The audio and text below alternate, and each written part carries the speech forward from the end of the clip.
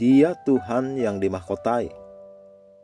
Dan aku melihat sesungguhnya ada seekor kuda putih, dan orang yang menungganginya memegang sebuah panah, dan kepadanya dikaruniakan sebuah mahkota. Lalu ia maju sebagai pemenang untuk merebut kemenangan. Wahyu 6 ayat 2. Suatu hari ketika saya sedang berdoa, saya menyanyikan sebuah lagu yang demikian bunyinya. Semua memuji kuasa nama Yesus.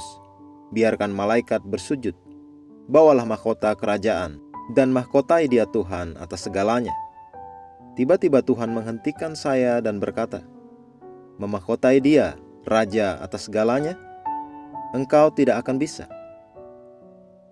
Untuk pertama kalinya saya berpikir tentang hal itu dan menyadari bahwa tidak seorang pun dapat memahkotai Dia. Bahkan seluruh dunia ini tidak akan bisa. Bagaimana kita memahkotai Dia? Kita tidak punya sesuatu pun yang layak untuk memahkotainya.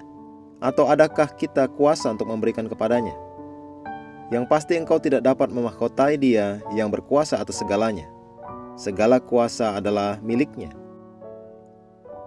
Ini menjelaskan mengapa beberapa ahli Alkitab mengalami kesulitan untuk memahami bagian-bagian tertentu dari kitab suci seperti Wahyu 6 ayat 2. Dikatakan, dan aku melihat sesungguhnya ada seekor kuda putih, dan orang yang menungganginya memegang sebuah panah dan kepadanya dikaruniakan sebuah mahkota. Lalu ia maju sebagai pemenang untuk merebut kemenangan. Banyak orang berpikir penunggang kuda di ayat di atas adalah Yesus. Sebenarnya bukan. Pertama dikatakan ia memiliki panah. Yesus tidak pernah memakai panah. Alkitab berkata dia memiliki sebuah pedang. Wahyu 2 ayat 12. Dikatakan pula, kepadanya dikaruniakan sebuah mahkota. Mahkota itu bukan diberikan kepada Yesus. Dia adalah raja atas segala raja. Kalimat selanjutnya, lalu ia maju sebagai pemenang untuk merebut kemenangan. Ayat ini bukan bicara tentang Yesus, tetapi Antikristus. Yesus akan berperang melawan bangsa-bangsa pada kedatangannya yang kedua. Saat itulah ia akan menunggang kuda putih dan menghakimi bangsa-bangsa dalam kebenaran. Wahyu 19 ayat 11-12 berkata, lalu aku melihat sorga terbuka. Sesungguhnya ada seekor kuda putih, dan ia yang menungganginya bernama yang setia dan yang benar. Ia menghakimi dan berperang dengan adil, dan matanya bagaikan nyala api, dan di atas kepalanya terdapat banyak mahkota, dan padanya ada tertulis suatu nama yang tidak diketahui seorang pun, kecuali ia sendiri.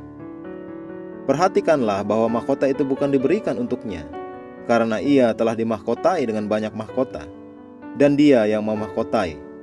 Yakobus 1 ayat 12, 1 Petrus 5 ayat 4. Penting untuk mengenal Yesus sungguh-sungguh, dan menaikkan pujian yang tepat untuk memujinya. Dialah yang akan ditentukan oleh penguasa yang satu-satunya dan yang penuh bahagia, Raja di atas segala raja, dan Tuan di atas segala tuan.